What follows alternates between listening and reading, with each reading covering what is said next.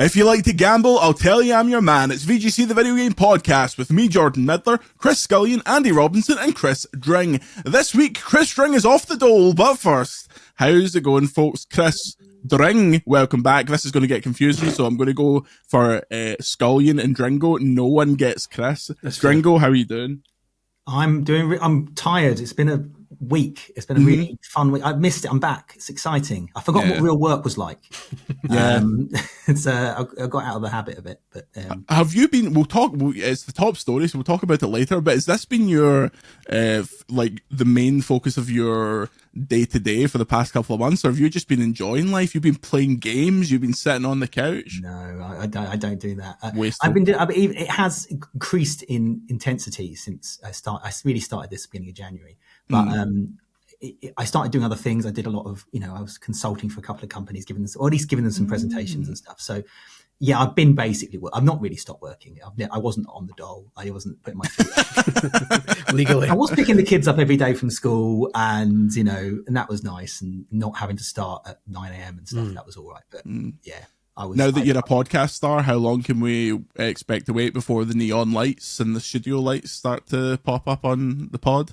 Well, it's a good question. There are certain things I need to do still for this studio. I have got a little studio here, and I do actually have lights on. But obviously, I've got blackout, all the things, the blackout curtains, the background colours. Still using my computer camera. There's loads of little bits stuff that's coming and stuff. I've got proper mics now, but it's You need to get one of those Hollywood style. You can get the lights that have got the letters that you can put on, like as if it's a movie matinee. Yeah. It says like your Twitch channel on it.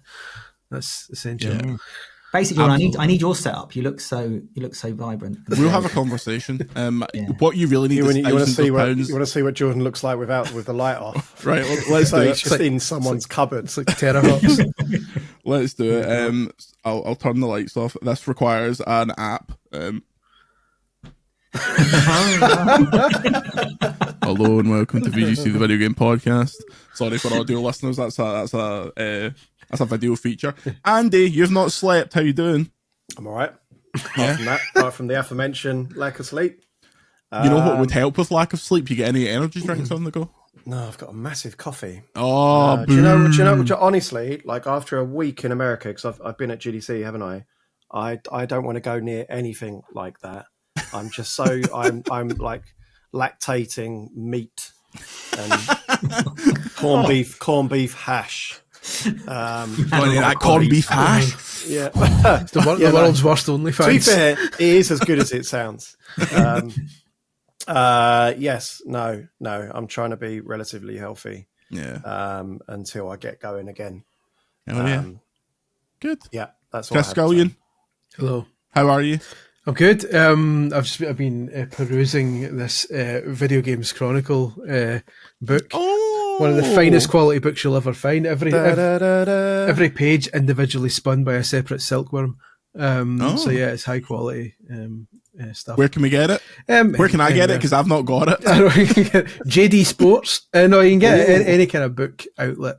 Amazon. Pen and Sword are the publishers, and get directly from them for a discount. Otherwise, anywhere that sells books, really. I'm gonna buy a couple of copies, sign them, and go and put them in Waterstones. And the Waterstones people will be like, "What are you doing? This is not on our database. We do not stock this, so this will not be helpful." Although, to be fair, like Waterstones do actually stock it, so You can, well, yeah. So there we go. We've made it. We've made it. Other bookstores are available. They are, and they're a bit cheaper. Are they though? They're cheaper as well. Yeah, Borders isn't kicking a ball anymore. God Can rest get it in it. Heifers. Get a bit of heifers in. Yeah. Love a heifer. Speaking of heifers, patreon.com/Video Games Chronicle for more podcast videos, Andy's GDC vlog, etc. Ad-free VGC. Funny, the other day, some story on Reddit I was looking at that was one of ours, and I looked at it was my interview with Abu, and I looked at the top comment, and it was like, "Oh my effing god, just opened this article and got a full page ad begging for money," and I was like, "Ha, get up, patreon.com/Video Games Chronicle." That's good to know the ads work at least. Yeah, patreon.com/Video Games Chronicle. Before we get into it, Chris, any energy drinks? I've got hee-haw this week because my stomach's exploding. I'm just thinking, I know you've broken your Scullion Dringo rule already, but I'm just going for the Aussie lemonade, just the favourite while it remains in production. It's soon to be discontinued, unfortunately. Before it becomes a vintage. Speaking of vintage, story number 1. Chris String is back on top. Chris String and Jeff Keighley have launched a brand new business publication, The Games Business. The Games Business will deliver regular B2B podcasts and newsletters, as well as a physical event set to run alongside this year's Summer Game Fest. The Game Business Live will take place on June 9th in Los Angeles, with tickets going on sale early to subscribers. The publication's output will initially include twice weekly video podcasts featuring interviews, news discussions, as well as a newsletter. We cross now to VGC's coffee boy, Chris String. Tell us all about The Game Business. I love it. I love the fact it's a very British thing to call it The Games Business, because that's what it was originally called for a long time. Can't stop it. Before Jeff came in and pointed out that, isn't it game? And I realised I think it's a US UK thing. Anyway. I love the two weekly shows, and I've done 4 this week. So it sort of started a bit hard. It's been fun. I missed it. I've missed this even when I was on IGN or GamesIndustry.biz. Towards the end, I was writing a couple of pieces a month and doing a bunch of events, but mostly I wasn't doing it every day. We had an editorial team that did that stuff, and I remember when I was first made publisher on GI. I said, "Can I be editor?" And they went, "Well, you can be editor, but we have to put someone above you." And I had to try and decide whether or not I wanted to do the job that I absolutely loved or be in charge. And I went with be in charge. But I also got to carry on doing a bit of the job I love. So anyway, I love going back to actually everything I do now is pure interviews, analysis. Me, I love my market data. So I'm up late every night, but not because I have to be, because I just want to keep going. I want to keep pushing it. I'm enjoying it. I love it. I miss this. I miss it. It's a great job, isn't it? I was going to say, there was a couple of months there where I wasn't reading stories about GFK data. I was like, what was the best-selling physical box game in the UK? How am I supposed to know? I always, I really hate, for a little while I stopped covering that stuff, because the reason why everyone was like, why are you obsessed with UK physical games data? It's the first data through the gate. The first thing that comes through over the line, which is like Sunday evening, is the physical UK games data. And then like later on in the week, it's Europe. And then later on in the month, it's US. But by the time you get to the US, no one's cared anymore. They've all moved on from how many units Assassin's Creed has sold. So everyone thinks I'm just this UK physical games. And obviously, because it's the first piece of data, it's the thing that everyone shares. So I'm like, here's the UK physical games guy. I'm not. It makes for really unsexy headlines because you have to fit in that it's UK physical. It's like, Assassin's Creed's doing brilliantly, UK physical. When I was at Fishing and Terror magazine, we used to get that. We paid for that data to come in as well, the GFK, the data. And every time it came in, I would pore over it for ages to the extent I would be told, can you stop it? We can't report on this on the magazine, so just leave. But I was like, going through all the games I'd reviewed to see how many copies they'd sold, because it's like, they tell you like by individual units, doesn't it? And there was one, I won't name the game because it's outrageous, but it was a band-based game on the Wii, sold 7 copies. Nice. And the weekend it came out, I was like, well, the review, my 70% review obviously didn't have an impact.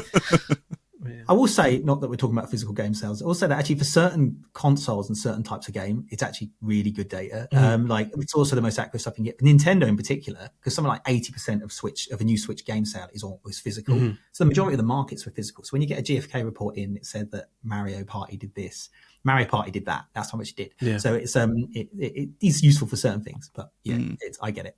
Can't believe we've spent so much time on GFK sales data. How do people? How does this get paid for, Chris? Because because obviously we talk a lot about Patreon.com/Video Games Chronicle because the industry is melting. But is this a subscriber thing? Is this a ad free thing? It's absolutely free. You know those adverts on the Game Awards. Yes, like for razors and stuff. Oh, the one that woman went Samsung after the laptop was advertised.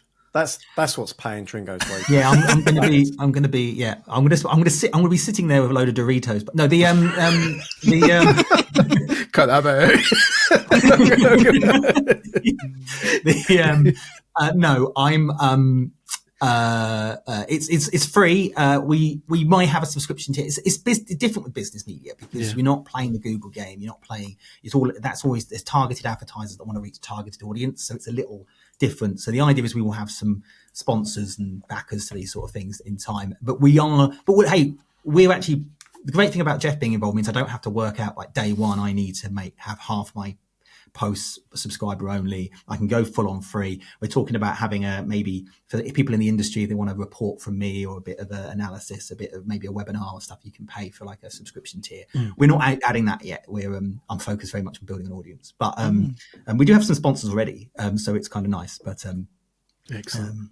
Can I recommend you start doing spin-off podcasts talking about wrestling and watching episodes of 90s Games Master? That's really worked for us. You know what though? That is awesome though, isn't it? That's all. Because this is the thing. It's the thing with like, I actually think it's a shame that we don't pay for our media anymore. I get Doctor Who magazine.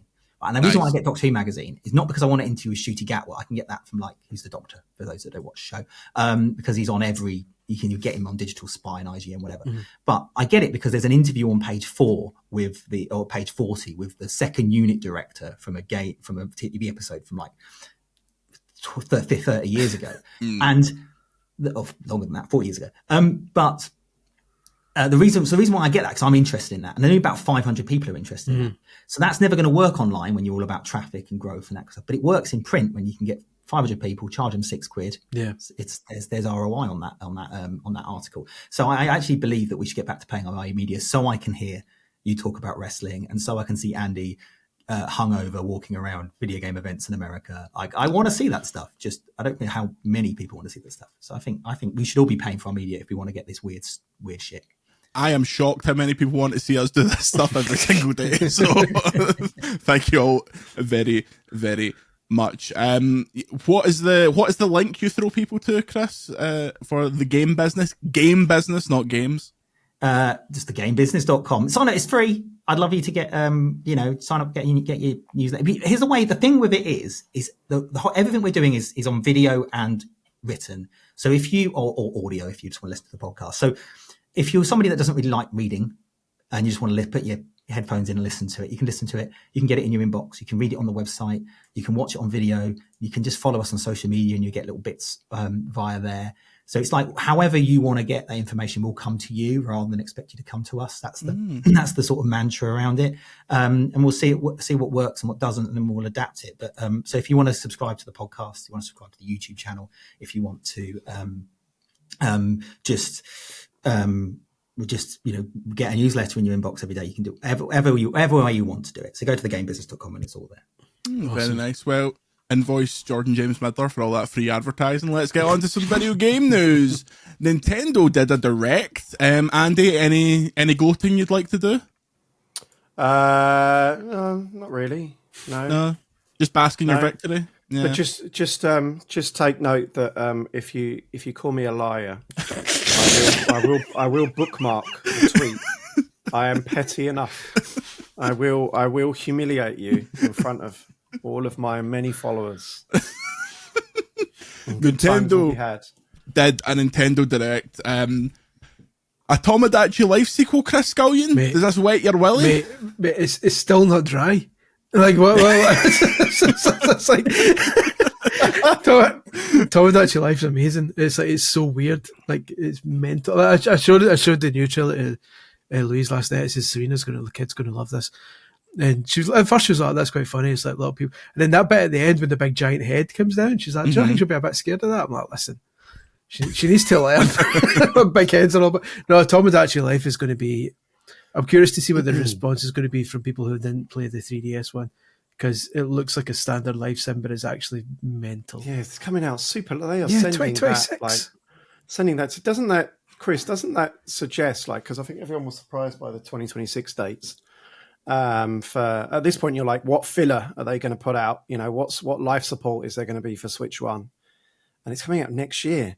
Doesn't that sort of suggest that the Switch 2 software is going to come in a bit, thicker and faster than we expected? The fact that they are basically going to what are their games? Usually they have one a month, but they've got Pokemon. Let's assume that Metroid Prime is still on Switch 1. Which Chris did you mean? Maybe one other. Oh, Dringo. Yeah, not you. The specky one. So here's the thing: Nintendo's in a bit of uncharted territory with Switch 1, because they've got. I don't know why they do this, but they reveal how many annual players they have every single year in their financial reports. And the last financial report, they have 129 million people who played the Switch 1 up to the end of December 2024. And obviously we don't have the data, but I don't think there is any Nintendo console that's had 130 million people actively playing it towards the end of a cycle. But I don't think that's ever happened. You know, the end of the Wii, everyone had put it in the cupboard by then. And the DS, I'm obviously exaggerating, but the DS maybe there was a good audience on the DS towards the end of that life cycle. But Nintendo have a huge active audience. And this is obviously the better scenario than it was with the Switch when they had nobody playing it. But my thing with this is a challenge because they've got to try and keep those 129 million people engaged. Because if you can keep them engaged, you can upgrade them to the next hardware. Yeah. And then they need to upgrade them to the next hardware. So there has to be this balance between putting new stuff on Switch 2 that's completely new that you can only get on Switch 2 so people want to upgrade, whilst also making sure that people aren't left with nothing on Switch 1 and they end up getting bored and drifting off somewhere else. It's not going to be an easy balance, is it? I mean, even there's lots of housekeeping things that, I mean, we saw how challenging it was for Sony and Microsoft to transition to this generation, just purely in terms of like the shops, right? Remember like how good smart delivery was, well, you know, a win that turned out to be, whereas on PlayStation you just like, oh, is this the PS5 version? People accidentally playing the PS4 version. I mean, the eShop's a disaster as it is. They're going to have to completely rethink that. And clearly, I mean, it's a much younger audience, right? A family audience as well. These are not necessarily savvy people. You're going to have to, you know, clearly direct them to the Switch 2 versions. It's already backwards compatible. Yeah, it's a weird one. But I'd call it a good problem because they've ultimately got a huge audience. They just need to work out how to keep them playing, right? And so, whereas when it was the Switch 1 launched, they didn't have a huge audience. Yeah. They were in a far more dire situation. And look, it's a lot easier today to upgrade people than it used to be because you've got them on there, you've got them on your Nintendo accounts, you can put that stuff in front of them. There are ways in which you can do it. It's just that they have to keep people engaged. Here's the thing: when the 3DS, you remember when the Switch launched? On the 3DS, there was a Metroid game that came out after the Switch launch. Okay, it was a remake, and there was a Pokemon game that came out after the Switch launch. So this is not entirely unheard of. Tomodachi Life's. Obviously, the last game did 7 million copies. I think it was the 11th best-selling game on the 3DS. I remember I was at MCV at the time, and I had a section at the back of the magazine where I just put games industry people in the Tomodachi. I was going to say, because that's part of my core memory as well. Like, I've got really good memories of Tomodachi. Yeah. Happy times, right? What was that, about 10 years ago? Yeah. Really 11 years ago, before we all got mass fired. They flew me to Nintendo Europe, right, for Tomodachi Life. There's a big Tomodachi feature on the archive.org for computer and video games somewhere. And that was one of my first, like, I'm going to get something signed moments. It's Sakamoto, I believe, is the producer, the Metroid. So the Metroid producer, Tomodachi, is his game. Yeah. Like, so they have, like, within Nintendo, they will have people who they look after the brand, right? Even if they're not directly working on it. So I was like, I'm going to get like a Super Metroid poster signed or something. Like, that's cool. We'll go in my office, right? And so I flew to Nintendo of Europe with this poster, like signed an NDA and everything. I was like, yeah, are you ready for your interview yet? And it was over Zoom. Oh, what? Oh, that's mental. And then they're like, right, are you ready to play the game? If you just connect to the Wi-Fi here, here's the code. So I flew to Nintendo Germany to download a game and do a Zoom interview. These are pre-pandemic days. Oh, Nintendo and their internet. It's weird. That was the most freedom I've ever been given with a Nintendo game, the Tomodachi, because they gave you the code like a good month or more early and just said they were really smart with it. They were like, post what you want. I'm sure they chucked that out to people who weren't even like writing for Nintendo Maps, like just in the future. Well, because I was freelancing at that. It hinges massively on everyone having it. Yeah, right? I'm pretty sure I was freelancing at that point, and they were just like, do what you want with it. And it's just like posting videos all over the place, and it's like people just because they wanted it to go viral and kind of gain word of mouth that way because I think they knew it was a tough sell. Like, so I look at everything differently now. I look at that and think my kids would love that. Absolutely love it. That's exactly what I was thinking. Like schoolmates. Yes, actually, that's true. Yeah, but what do we make of Psychic Samus? Oh, Bioshock, Bioshock. I'm not against Psychic Samus. Definitely. You know, the only thing I look out for in a Metroid trailer is, does she have any stupid friends who want a conversation? Yeah, because that was the red flag in the first trailer. All right, one of her stupid mates. from the DS spin-off is back. I hope they don't have a conversation, and then thankfully we're back to weird ass, likely dead alien ghosts that just push you towards the next big gun. I don't know. I'm wary. That bit at the end, there's a wee bit at the end where someone's like, "Oh, you're the chosen one," and all that. That's obviously who's giving her powers. That'll be the one cutscene in the game. It's like, please don't make that long. Fingers crossed. Yeah, maybe now she's psychic. People can. Samus talk does to not her. need any mates. It's a game that appeals to roughly 1 million people worldwide, and that's where it needs to stay. And it costs something like $300 million to make. Yeah, you don't need to go beyond that. It's such a weird game, Metroid, isn't it? Like Metroid's probably it's top 3 Nintendo series to me. Like I love Metroid. I've got my little Samus over here, which I don't know where to put it. Johnny Metroid, and but it is a really weird series for Nintendo, isn't it? It's just not like the core gameplay is very Nintendo. Mm-hmm. Like you could Metroid Prime 1.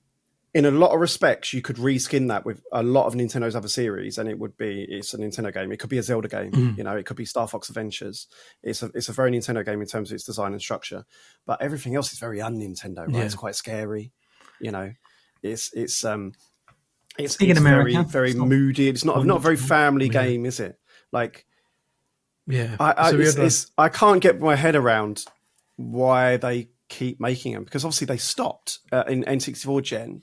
And then famously, the quotes at the time were they were surprised, like Miyamoto, etc., were surprised when they went to E3 that the American fans kept asking for Metroid. And they were like, oh, well, maybe we should do something with this. It's worth noting that there is a Metroidvania. So obviously from a platform point of view, if you've got a genre that's niche, even if you can really cater for that niche, you get that whole audience. So in the case of Nintendo, if you're into Metroidvanias, you get a Nintendo because you get the Castlevania games, you're going to get the Metroid games, you're going to get even one of Microsoft's first third-party games outside of Minecraft was Ori and the Blind Forest on the Switch, right? So they know that's where the audience is, and therefore, although Metroid might not be a big seller, it brings that audience onto the platform, and then that audience will buy Zelda and it will buy extra controllers and it will buy a Nintendo Switch subscription service. So the value of that game is more than the number of units it sells.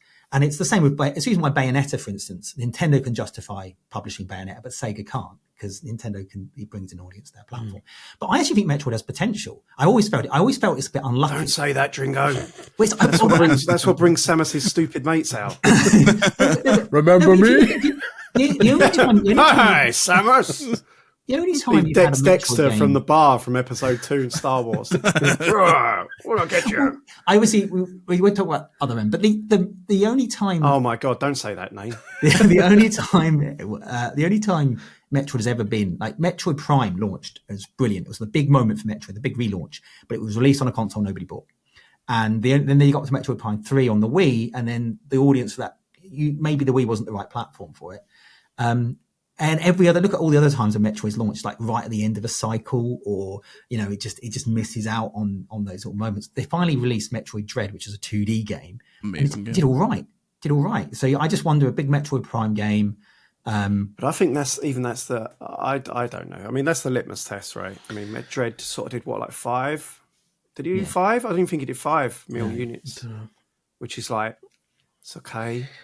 That's what like DLC for Luigi's Mansion does. Here's a potential prediction for next week. In this potential prediction time, which I suppose is technically a prediction. We were talking about how it still looks like the original Switch has a fairly sparse kind of lineup even after yesterday.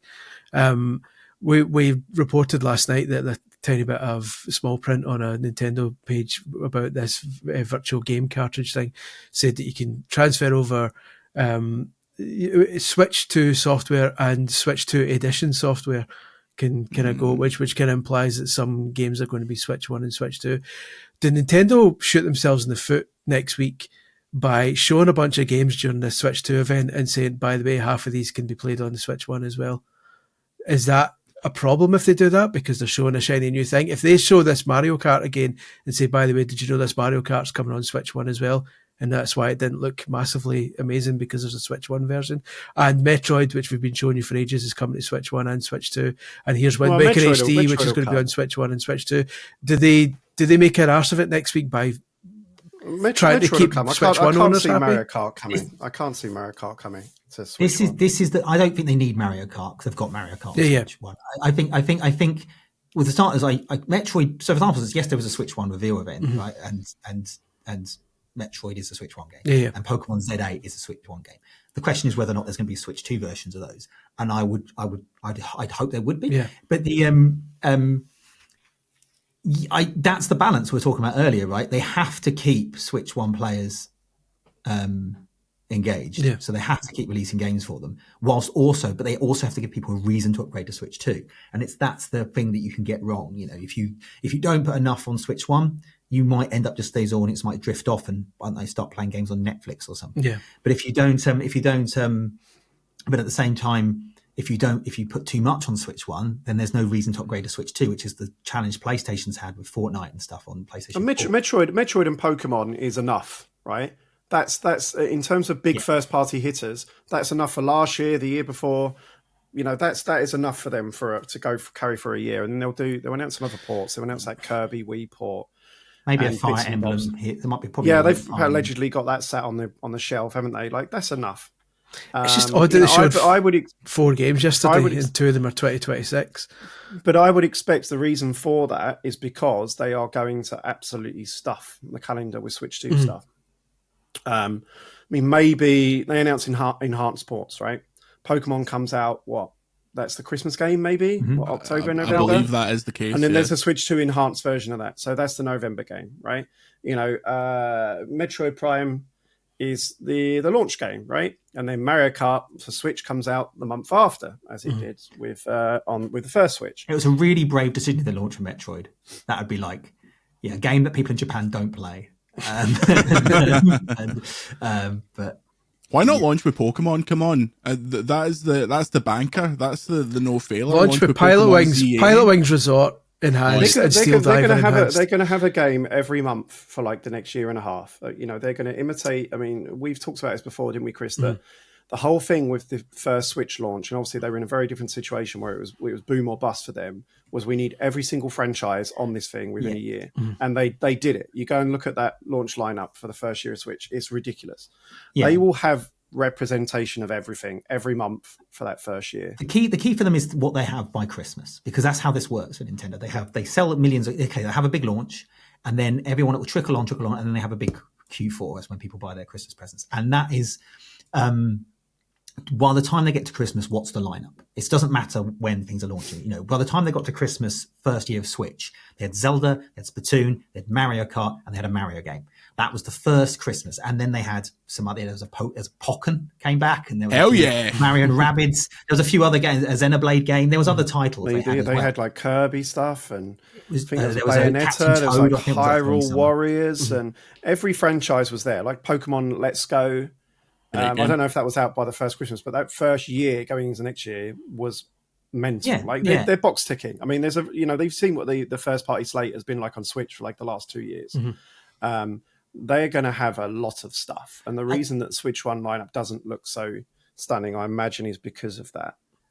But this goes back to the 130 million people. Like, at what point do you cut Switch off entirely? Because at this point, you got to imagine. Well, I imagine they'll do it when they're based on how this year goes. But even like, I've got a list here which I did a while back, and I'll share one day in the future, for month by month from March 2017 all the way up to this month now.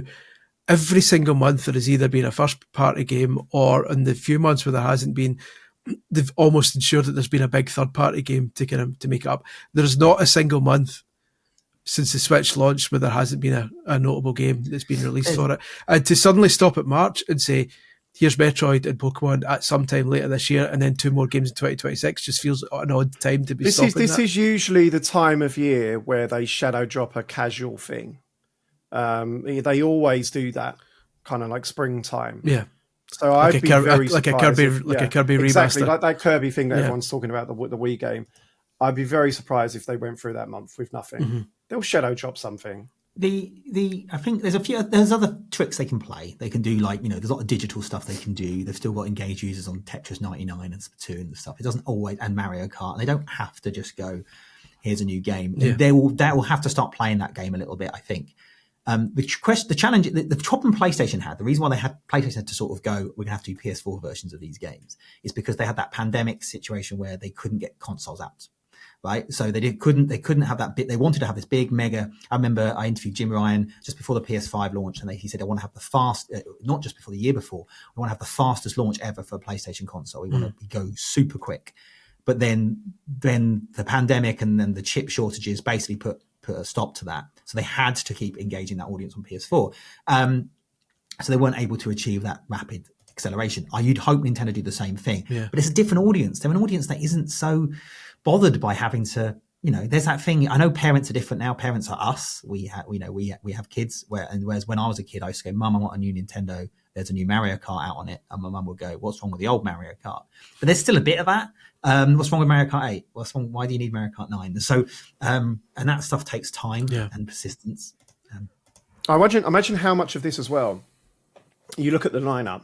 They showed games yesterday. I imagine a lot of when you get these awkward directs, a lot of it is marketing commitments, right? That they've actually kind of promised that you'll be included in a direct, and they kind of need to do it in this quarter.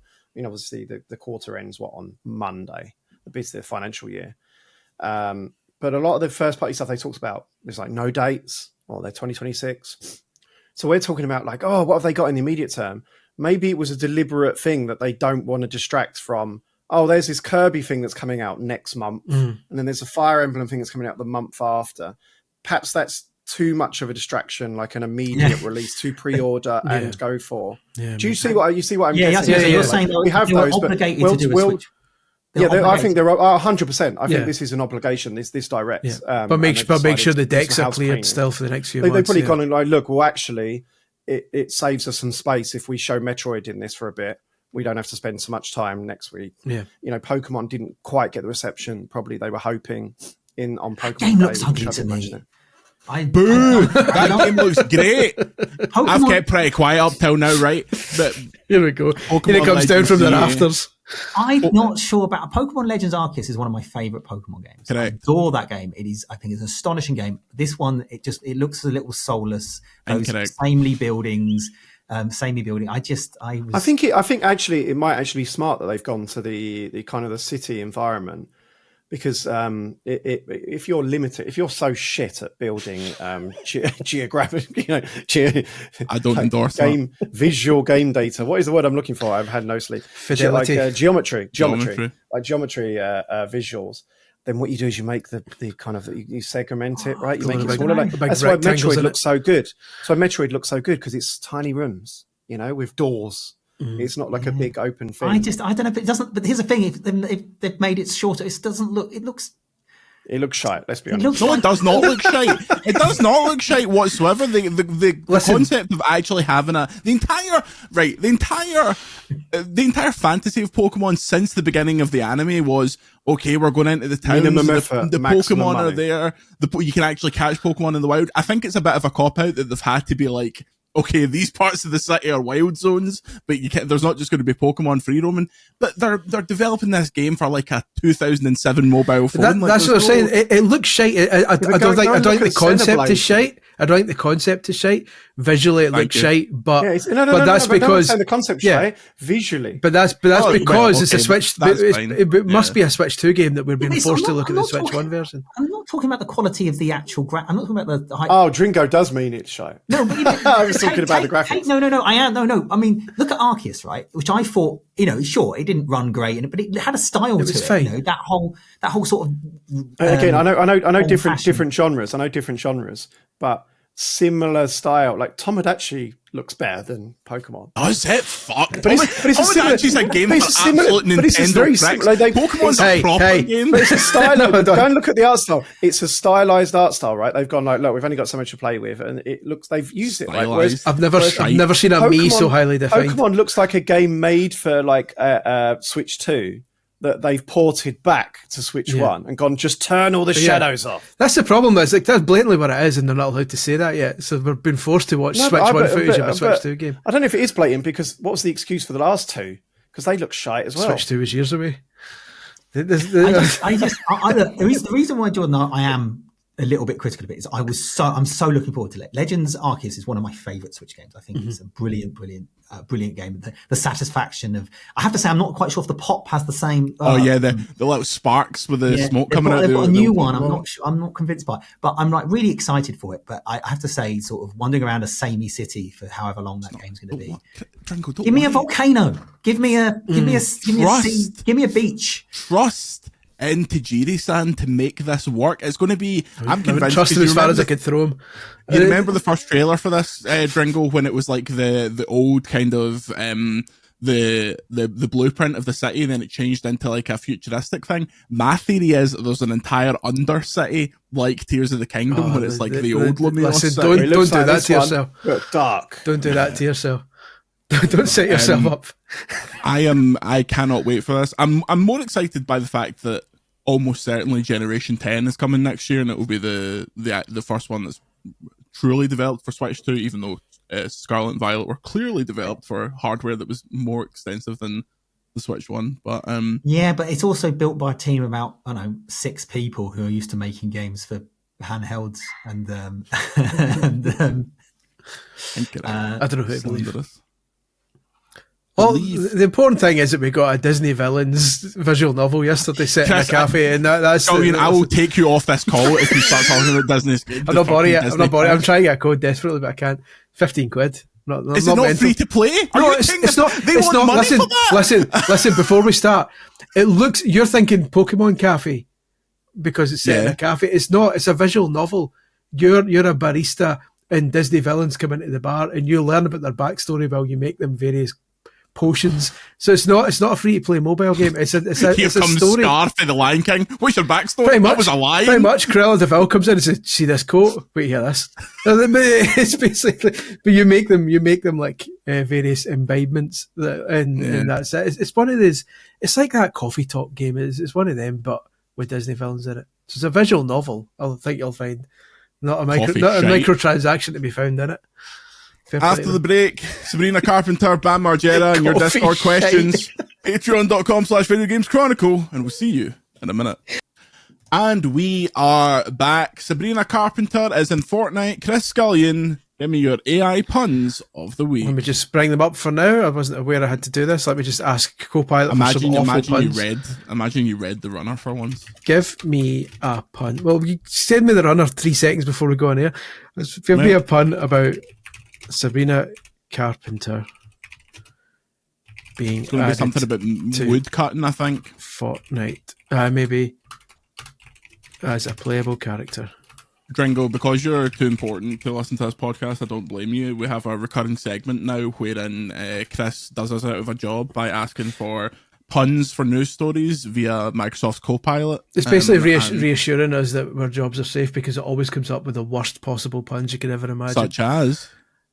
Such as it's having a proper think about it. Hold on, Andy. Chat amongst yourselves or something else while I get this. Andy, you're an old games media head. Give me a headline about Sabrina Carpenter coming to Fortnite. I don't bloody know. I didn't do puns. Puns were banned. They shouldn't have been. They should. Puns are the highlight of. You were under Tim Ingham for a bit. He once. Do you remember there was 2 bosses of Midway called I think Martin Spiess and someone Sucre, and he interviewed them at an event in Nice, and he wrote the headline "Sucre and Spiess and all things Nice." Was the very good. Was the headline? The best pun we ever had was one, and I think it was Chris's one as well. Fortnite. That was good. Yeah, I forgot about that one. The Knights of the Old Republic, the MMO. We reviewed it on like the 23rd of December or something. The night before Christmas. My favourite headline I was ever given that I did not allowed to run. There's a chap who used to work at Nordic Game. He might still be related to that company, called Nick Blower. And he'd just been hired by them. And then in MCV, we used to do appointments pages. And James Batchelor wrote the headline, "Nordic gives Blower a job." And I went, I can't let that go. Okay, so brilliantly, Copilot is down just now. Wait a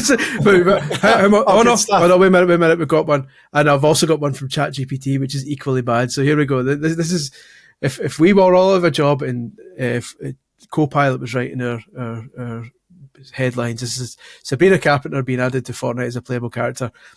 Looks like Sabrina Carpenter is ready to build bridges in Fortnite, both literally and musically. Brilliant. Shite. And ChatGPT has given us Sabrina Carpenter just dropped into Fortnite. Guess it's time to espresso yourself on the battlefield. I like that. I just had a look because I remembered having a really good one for the second Hellblade game, and I couldn't use it obviously, and it was this 2 pints of Saga and a packet of Crips. Fucking hell. Do you like that, Chris? Do you like that? I put up, I'll link to it somewhere. I've put up a list of my 100 favourite O&M headlines, because back then, back in the magazine days, you could write any old shit. FIFA 07, our top footballing tips make you more like Ronaldinho and less like Ronnie Corbett. Quite proud of that one. Yeah. God rest him. God rest him, Ronaldinho. Yeah. My what was the name of that? So Assassin's Creed Valhalla had that stupid France DLC, and the entire reason we reviewed it back in the day was so that we could make the strapline raids along the Seine, laughing in the rain, as a beautiful reference to timely Mamma Mia, the film that came out at that time. The worst one I did was for a Castlevania game, and it was something like draw the curtains and have a ghouls night in, which I was quite happy with. Oh, stupid. Good old anyway, Chris Dring, we were meant to have you on Tony Hawk Week, but you had better things to do. So I would like your reaction to this news. Bam Margera, he rises again as we noted, as exclusively broken on VGC. Bam Margera wasn't going to be in the new Tony Hawk game. Tony Hawk saw this and went, no. Phoned up Activision and said, get Bam in this bloody game, and Activision went no, and then Tony Hawk went, get Bam in this bloody game, and now Bam's going to be in the game. Chris Dring, as the man who has been pushing for Tony Hawk 3+4 for all this time, how are you feeling about the game generally? Are you angry that they've kind of fucked up Tony Hawk 4? Are you a Bam Margera fan? I'm not bothered, but I just look. You can't. They got it right. As long as they don't break the code that they made for Tony Hawk's Pro Skater 1 and 2, which was they got the whole Tony Hawk's all about how it feels, right? It's all about how it feels. You can sit there and throw Bam in and make fireworks come off when you go over a ramp. It's all Bam's great, important. cool. But really, what makes that game fun is how it feels to play. They got it right with 1+2. Just keep giving me that game with different levels every single time. That's what annoys me. It took them 5 years to do this. I bet you they could have done it in 30 people in a year if they wanted to. It's not the developer, by the way. I bet you they did. Well, they probably did, but obviously it was commissioned much later. And it's like, and they've got new stuff in it. I'm really excited for it. Four's not the best Tony Hawk's game. 3 is. So I'm not, I'm not like upset that they might have to have the 2-minute limit on it. They'll but Bam, I couldn't care less. What are you talking about? Bam is the lifeblood of those games. Listen, as long as Alyssa Steamer and Chad Muska are in there, then that's the important thing. I cannot wait to play that. They keep showing little bits and pieces. It seems like they've got the majority of the soundtrack. They're revealing it in like waves, and they've got the majority of the old soundtrack and a few new tunes. They've got 2 Minutes to Midnight by Iron Maiden. They've got 96 Quite Better Beings. All the main stuff. Any Machine Gun Kelly this time? I've no idea. You a big Machine Gun Kelly fan, Dringo? No, I wasn't really until I got Tony Hawk's Pro Skater 1+2, and I think there's a Machine Gun Kelly song in there, and I quite liked it. Much to my disappointment.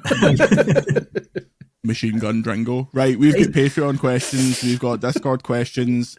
This one comes from Machine Gun Kelly, funnily enough. Thinking about Andy's victory lap on Twitter Blue Sky this week, what has been your favourite I told you so / get it right effing up you moment in your career? Mine was when I was told constantly by people with green AI Twitter profile pictures that Fable could never possibly get delayed, and it's sorted for 2025, despite being told by people directly working on that game that it was never coming in 2025. Chris, Scullion, you got any? I don't remember. There was a period during my freelance days when I had fewer responsibilities where I would regularly... you would just argue with everybody. No, not that bit. Yeah, that as well. But I would also frequently leak Nintendo Direct stuff secretly. The real insider. But then actually, like in a cryptic way that nobody could actually tell I was leaking it until it had been shown. And then I'd go back and say, actually, my last 20 tweets were spelling out the name of that game and all, just to prove that I knew. So but you were the real dickhead. I was a dick, but I was a dickhead with a conscience. I was like, I don't want to leak. I don't want to spoil this. I just want to prove that I know that I've still got it, but without actually leaking anything. So I did that for a while. That was quite annoying to people because people were trying to break the code every time, and I had a different code every time, like an absolute dick. But yeah, but rarely many like I told you so moments. Like you're far too humble. Dringo, you got any? Sort of, but no. The problem I've got for me, it's never about leaks. It's always about market data predictions, which most of the time you get it wrong anyway. When you do get it right, everyone will still tell you got it wrong. they'll find a nuance in the way you phrased it. I remember you'll remember this back when Tears of the Kingdom came out. I think I said, maybe it was on this podcast, Nintendo don't have very much coming out at all past Tears of the Kingdom. This is basically their last big game. And then they announced Mario Wonder, and everyone went, ah! And I went, well, yeah, okay, right, 2D Mario game, but it's not exactly, it's not exactly Zelda or whatever. It'll do big numbers, of course, but everyone tried to pick holes, and they were kind of right. Mario Wonder was a relatively big game, but ultimately that was the only thing they have released really of anything, from Zelda. But I still get people, well, not really anymore, but I got people for ages telling me that you don't know what you're talking about because I slightly dismissed the 2D Mario game. But there's a bit of that. I said Assassin's Creed Shadows would do well. It's done well, but everyone insisted it hasn't because it doesn't fit with their view that you go woke, you go broke. So there's a bunch of little bits like that, but they'll always go, oh, it says players. Oh, actually, I compared it to this other game, which is twice the size and is in fact based on a massive IP, and it didn't do anywhere near as well. So there's bits like that where I feel like I've got it right, and I go to the internet to go, and then everyone still tells me I'm wrong. How about the classic? You mean you said sold when you mean shipped? That's always a classic, isn't it? Yeah. I mean, from a financial point of view, it means exactly the same thing. But it's I've tried to. I don't try to make predictions anymore though, because this market is so impossible. It's a mugs game. Andy, you got any other you can think of? The one that sticks to mind. Can I guess what it is? Can I guess what it is? Is it to do with Metal Gear? No. What was the Metal Gear one? Certain fans of Metal Gear telling you that there was absolutely no way that they were remaking the third game. Yeah, that's never going to happen. You get certain fan bases that are quite spiky, especially if they have like fan sites and stuff. It's like you're on their lawn. Yeah. Do you know what I mean? Like, what? You can't be, breaking stories in about our thing. Yeah. We have control of that. So yeah, they were quite spiky. The Metal Gear enforcers. No, the one that sticks to mind, and it's not entirely fair because we were pretty new. I think we'd only been going for like a year. Was Call of Duty Warzone. We did a story saying they're going to do a free-to-play battle royale, and it's coming out in, I can't remember, it was like March or something. And it was like, I actually got banned from we got banned as a source from the Call of Duty Reddit. They're like, this is complete bollocks. Like, they banned us. I think they were taking somewhat like people were asking me in the tweet replies like, who is the source? And I was like, literally me. Like, he's admitting he made it up. No. But in their defense, that was a bit of a moment for us that we could show that, because after it obviously got announced, I actually became quite good friends with one of the moderators on there, who's like very apologetic, blah blah, and then they like really backed us as like a trusted source basically of information. And I used that moment afterwards as a kind of like marker in the sand of like, look, this is where we've come as a brand, because at that point it was still, there was a lot of, who are these guys? Can we trust them? Like, even on Resettia and stuff. And then slowly you get people in the prize going, no, you can. This is like, Andy Robinson, and he did this and they wrote this story. And then afterwards, people would just trust us just because it's VGC. Yeah. But it takes a long time, it does take a long time. And especially even if you're out of the media for a couple of years, that's a long time in the news world, in the gaming world, right? I mean, I wonder how many people are left that remember what CVG is. I speak to developers who are like, huh? Yeah. I oddly, I hate the source thing. I find really difficult to. When I had it this week when I revealed that in physical UK sales, Assassin's Creed Shadows did better than Monster Hunter Wilds. And everyone says, "What's your source?" And I said it in the fair. It's GFK sales. They don't understand how fucking journalism works. And right? then they that go, is a thing now. I went on the GFK website and it isn't there. And I went, I know it's in my inbox. They told me. And then it's like, oh, so you're making it up then? Start somewhere. Source, trust me, bro. Yeah. Yeah, exactly. That is how it works. Yeah. Similarly, Shea Uso says, what's the longest you've had to sit on an industry quote-unquote secret? Game announcement, console launch details. What is the biggest announcement you knew about well ahead of time? And how long did you have to keep it to yourself before it was made public? I knew a hell of a lot about Intergalactic for quite a long time, but that changed so much that it didn't really count. In the few days ahead of Intergalactic, everybody and their dad knew about that, but that was quite a long one for me. And currently, I'm sure Scullion gets this as well, there's a lot of young people in Scotland working on a certain big game that are very, very chatty because they have no foresight about their future career. So probably those. Dringo, you got any? Probably. I think the only one that jumps to mind is Andy will remember this. It was a VGC Christmas party, and I told Andy the GoldenEye's in the next Nintendo Direct. Get your watch out. Get your watch out. And I got and it was the thing where I got the little watch on the thing, and then of course what happened was it didn't end up in the Nintendo Direct. It got moved for whatever reason. I might guess it might have been the war in Ukraine, and then it showed up at, then it showed up at the following Direct or the September Direct or something like that. But so I guess I tried to leak something. I was sort of teasing something 9 months before it actually happened. After you guys did that, I made a joke and put Blue Point Metal Gear Solid on my watch and like pure held it up to my face really obviously. 5 seconds later, people on Reset Era were like, Blue Point Metal Gear Solid? And I had to be like, it's a joke that my boss made. It's like if you go a thread up, you can clearly see what's going on here. It's brave to expect people online to do any shred of research. A little bit of nuance there. Andy, you must have a couple. I can't think of any. I'm sure there's loads. Yeah. There's definitely loads, right? There's stuff we chat about, forget about, and then it gets announced and we go, oh, that thing. Yeah. I mean, I guess that sounds maybe to certain people like a little bit arrogant, right? That it's like, it's not much of an occurrence, right? We know about loads of unannounced stuff. That's what journalists do. You treat unannounced stuff at any one time. I mean, I know there's certain Japanese publishers who I know every game they're releasing for like the next 2-3 years, right? Yeah. It's not uncommon.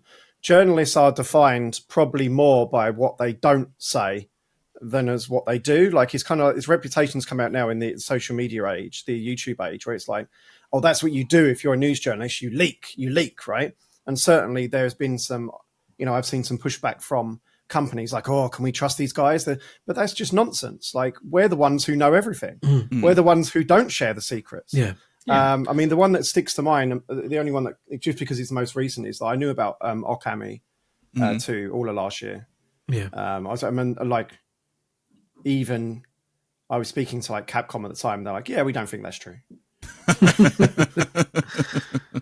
I've had a few, but again, it comes down to the trust thing. Is like there's times where you accidentally find stuff out, and then you just kind of say to them, "Don't worry about it. We're not going to." Because the one I've told the DJ Hero one before, where I kind of interviewed, I did like a making of DJ Hero for O&M like 2 weeks after it came out, and when I was talking to him, and he kept the designer or director, whoever was, kept saying, oh yeah, what the thing we did with DJ1 isn't DJ1 that, and at one point I stopped the tape and says, you keep saying DJ1, which makes it pretty clear you're now working on DJ2, and his face went totally white, and I says, don't worry, I'm not going to say anything, but come on, let me play the game.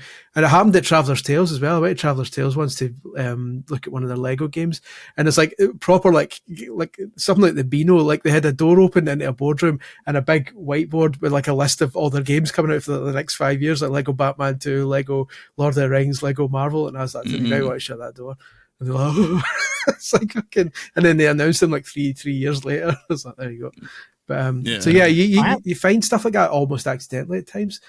But sometimes that stuff, like I know of a game I've known about it for about a year that I'm really excited about, but it doesn't have a publisher at the moment. And I know it's like, it's pretty big. I know the studio that's making it, they're trying to find some money for it.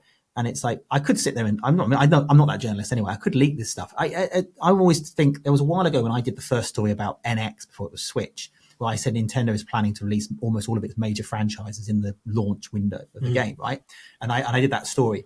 And another journalist from Eurogamer got the same story, clearly maybe the same source, I don't know, got the same information. And they shared all the information they got, but it included things like Pokemon Stars and all the stuff that I'd heard. But the thing is, at this point, you're like, how much of this is a test and how much of this is actually going to come out? And so you end up hedging your bets whenever you do any leaks, because you're a bit like, I don't want to, because these things change, and they often change on the day they're announced. And obviously he got a bit hammered, a little bit, because he got a load of stuff wrong. Or he wasn't wrong when he wrote it. Whereas I kind of got away with it because I was very cagey on what exactly the Pokemon game was and when the release window was actually going to be. And because these things all shift around and change. So you can leak stuff, you can share the stuff, but then you look an idiot when it turns out that it all changes or something gets cancelled or it doesn't happen. In terms of like officially being told stuff and being asked to sit on it, like obviously in the magazine days you had like lead times for stuff. I remember we knew about Mario and Sonic for like months before it came out, and like it's all right looking back now because there's like ended up being like 70 Mario and Sonic games. Absolutely mega. That's one of those where you want to tell people. At the time we get taken into the wee downstairs room in future that had all the magazines in it, the wee kind of waiting room. The editor took us down, stood us in the corner, and says, "Listen, Mario and Sonic's coming in a couple of months' time." I was like, and at the time you're like, "Are you what? What are you talking about? It's an Olympics game." I'm like, what are you on? Like, are you doing drugs in the office? Yeah. And then so like yes, but also Mario. Sorry, and we had like the artwork of them shaking hands, like kind of, and like as a kid, the kid inside me was like, I didn't literally have a kid inside me, that would be illegal, but I was like, that's mind blowing. But yeah, so it was. Crazy. I've been sitting on the fact that GTA 6 is coming to Switch 2 for a while now. Well, I mean, next question. We'll get a couple of days. Matt H says Pepsi had a game in 1999 with Pepsi Man. So with this in mind, can you give us a pitch for a newly announced Monster Energy video game, a motocross game? There is one. Yeah. And Next question. Monster Energy game would be like, what was the name of that game that wasn't Postal, but it was about like killing people? It was on Steam. It was like black and white. Come on, somebody, 4 journalists in this. It was on Steam. Do you not mean Mad World, the Wii game? No. It was like more recent than that, and it was like this banned game because it was like school shooter vibes. What was that game called? I don't. School shooter vibes game. It would be like that because everyone who drinks Monster is a potential school shooter. Dringo, you a Monster drinker? Have we converted you yet? No, I'm from England. Where? Dringo takes his own tea bags to America. Gets stopped at customs and strip search. I do take tea bags to the US because their tea is a bit. I'm a Dr. Pepper and tea. That's my entire drinking diet. I don't drink water. Pure Dr. Pepper and tea. And cocaine. Oh yeah, the game was called Hatred, by the way. That's what what the game was called. A monster drink game would be a platformer where you're a normal man who then drinks Monster and turns into a literal monster for a set period of time, and then absolutely collapses when he runs out of energy. How about it's like a game of Operation, and then you give the monster and you have to somehow fix the heart while the heart's not doing this. The heart's absolutely racing. Legally we should say Monster doesn't have those effects. We're not currently sponsored, so that's true. It makes your heart explode.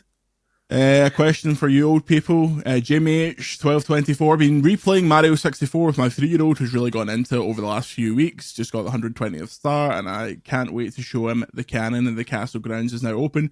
What are some core gaming memories you've shared with your kids, Andy?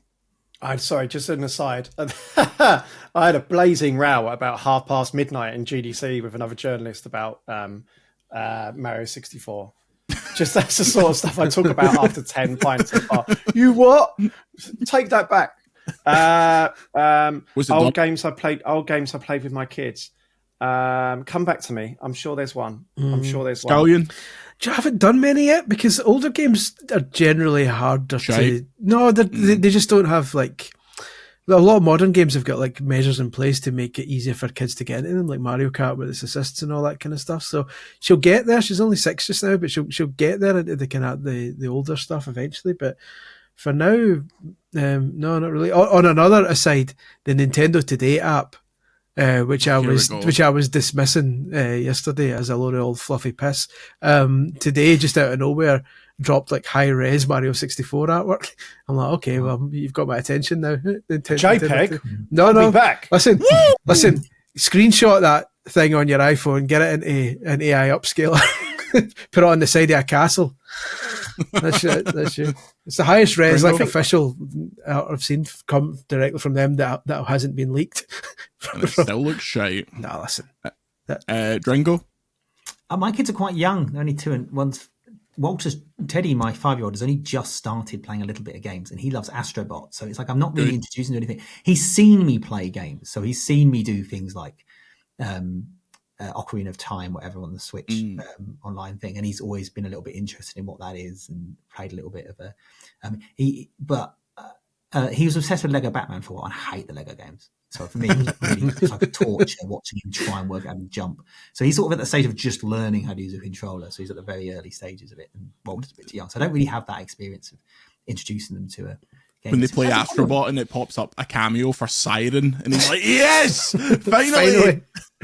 It's really delightful watching him because he's how he's progressed in that game. Now, I think Nico from Team Asobi talked about on stage at the Game Awards, like, for some people, this is going to be their first game, and I'm literally experiencing that. It is someone's first game, and watching him just get over it, falling down a chute with loads of balls, and the joy in his face, like he's discovering games for the first time. It's wonderful. The one thing that is annoying is that, like, Serena's really into really wants to try playing lots of different games now, and it doesn't work that well when you're playing something with a really tight embargo. Like, I was playing like Avowed and trying my best to hammer Avowed, like, because it was a pretty tight embargo. And she'd keep coming over, sitting on the couch going, "Can I play it?" And I'm like, no, I have to keep playing it. And then she goes in a huff because she's not getting to play the game. I'm like, mate, it's difficult. I've inverted the fucking stick. Just let me finish the game, and then you can play it to your heart's content. It's just like, so yeah, it's not compatible with this job. And did you think of one? Yeah, bits and bobs. I think anything pre-Wii is like just not really accessible for kids, right? Really, I should drag the Wii out, drag the Wii U out, or even Connect, something like that. Like, kids would love that stuff. There's nothing like that anymore around in the console space, especially. Jackbox games, really, isn't it? Yeah. But we played like Ape Escape. They liked Ape Escape. Like on the Super Nintendo thing behind me, we played Super Mario World. But even that's like, I've got like a Mario Brothers arcade machine. They played Mario Brothers on that. But do you know what I mean? Oh, Frogger. We played Frogger in the arcade in Japan. They love Frogger. Yeah. Like that's a cool. But arcade games are cool, right? They're designed to be played again and again and again and again. Like, I'm a secret arcade fiend, I think. I've never said it. I've never even believed it. But I probably am. Like, I mean, you watched that Direct yesterday. Something like Riven Heaven, I'll play the shit out of that.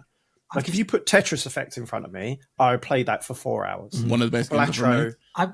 I actually realised I've completely lied to you because my son got this little Batman like LCD game thing where the games are raw. The old Tiger Electronics. So I handed him my Game Boy Advanced SP, stuck Tetris in, said, like, play that. And so he's been playing that for about 2 weeks now. Excellent. He's been, like, properly into Tetris, and it's taken him a little while to get the grips with it. But so yeah, that is actually probably I've introduced him to something there. That's fantastic. We actually missed the biggest announcement from Nintendo Direct yesterday, which was Rido! A brand new. If you want an insight into the coverage process at VGC, for the first half of that Nintendo Direct, it was Andy complaining about anime shite, because that's how he pronounces anime for some reason. And us finding it really funny that one of the games is called Raido or Rido. Talk about pronunciations. I'm not having that guy say Tamagotchi during the Direct regular multiple times. That can't be right. Tamagotchi. Listen, I'll tell you what's a good kids game, and you're going to turn your nose up at this because of the title of this game. Apple Arcade. Apple Arcade has a Crayola game, right? Oh yeah. And it's like, a lot of it's design shit, but there's like a one where you're a ball rolling down a tunnel, and you've got to pick up different colours as you go down, and you swoop to do it, and you mix the colours as you go down. Serena is amazing at this game, like genuinely brilliant at it, and that's like a proper like Twitch controls type. I got a deeper cut. My kids love that Kirby game where you're just in a ball. The one where you're on a cake. Oh yeah. I've just forgotten about it. It's just some like Switch like download game. Yeah. Listen, games. Well, more games next week, and more games always. On Monday, I think it's Monday the 31st. You will see my I was about to say my gooch. I was trying to say my gameplay of Doom, and I almost said my goomplay. So if you want to see my goomplay, come back to VGC on Monday for Doom: The Dark Ages gameplay. Big preview. You're going to want to see it. That's as far as I can say without breaking the embargo and having the Doom Slayer smash my head. I can talk about this though. So you might have seen on my Blue Sky that they had a big statue of Johnny Doom. It was like 15 foot. As the event was wrapping up, all these German guys were like trying to load this Doom statue into a coffin, and they were just arguing with each other about how to take it down. And all these journalists were sitting filming them, and you could see the Bethesda people getting more and more uncomfortable as these German guys were screaming at each other, being, "No, you've got to take the arms off first. You've got to take his helmet off and then put it in the coffin, and then put him over here."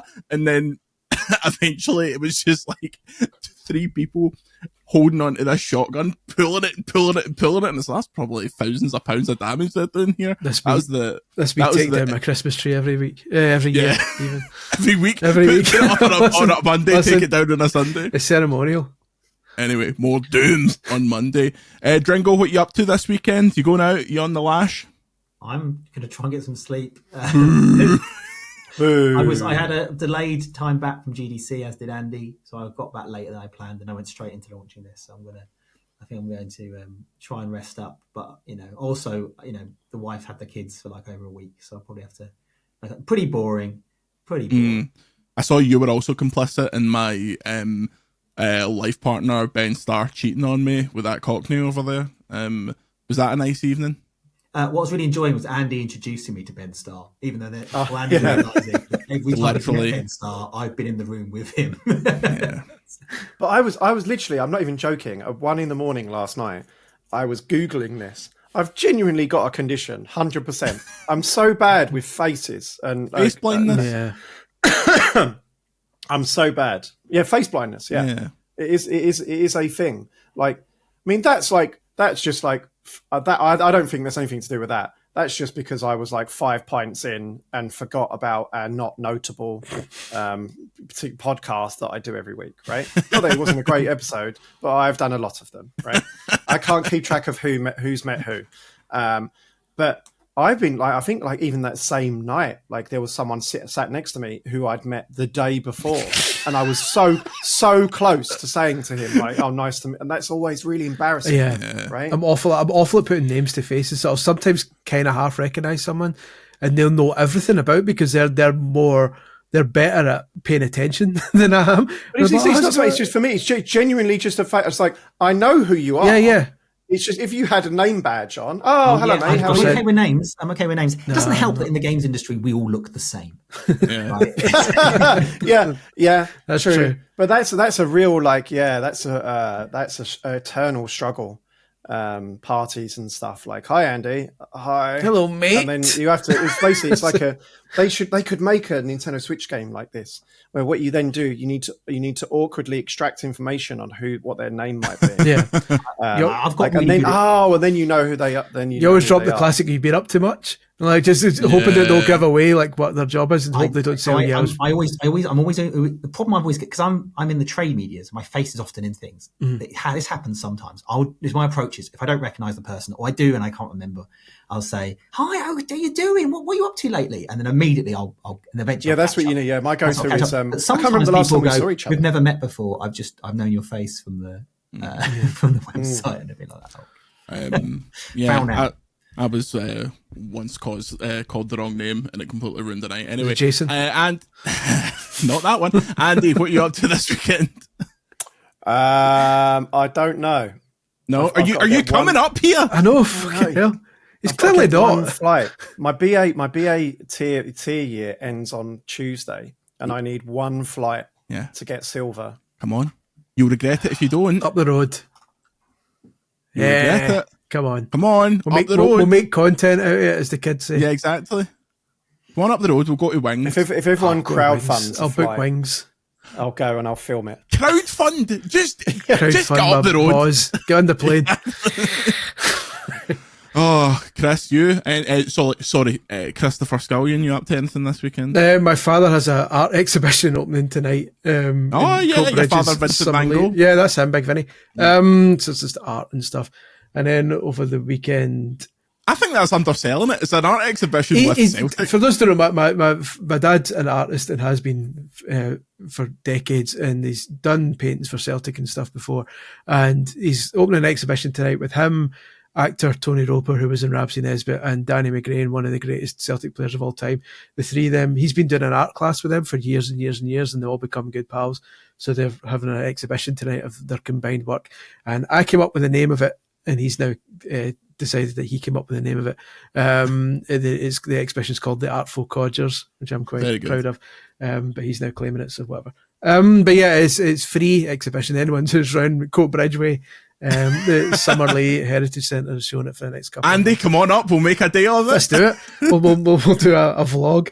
A business class flight from Heathrow to Coat Bridge. Other than that, over the weekend, games, I'm going to be reviewing something that I can't say yet. But and also don't forget the clocks go forward north of midnight. So yeah, I'm going to forget that. I'm definitely going to forget that. That's a definitive killer. It's what they go forward. Yeah.